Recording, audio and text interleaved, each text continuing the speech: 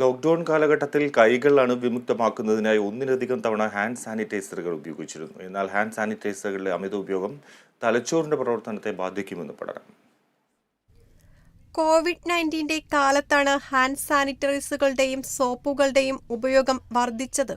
സാനിറ്റൈസറുകളുടെ വിൽപ്പന കൂടിയതോടെ പുതിയ ബ്രാൻഡ് സാനിറ്റൈസറുകളുടെ ഉൽപ്പാദനം ആരംഭിച്ചിരുന്നു. എന്നാൽ അണുനാശിനികളിൽ അടങ്ങിയിരിക്കുന്ന രാസവസ്തുക്കൾ തലച്ചോറിലെ കോശങ്ങൾ നശിപ്പിക്കുമെന്ന് പഠനം തെളിയിച്ചിരുന്നു.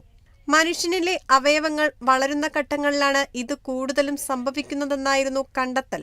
തലച്ചോറിൽ നിന്നും സിഗ്നലുകളെ ശരീരത്തിലെ വിവിധ അവയവങ്ങളിലേക്ക് കൈമാറും. എന്നാൽ രാസപദാർത്ഥങ്ങളുടെ സാന്നിധ്യം ഈ പ്രവർത്തനത്തെ തടസ്സപ്പെടുത്തുന്നു.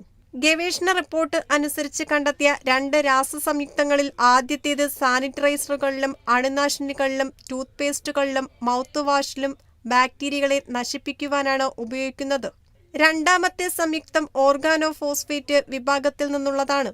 കൊഴുപ്പിൽ ലയിക്കുന്ന ഓർഗാനോഫോസ്ഫേറ്റ് ചർമ്മത്തിലൂടെ തലച്ചോറിലേക്ക് എത്താനുള്ള സാധ്യതയുമുണ്ട്. Health desk, Kerala vision news.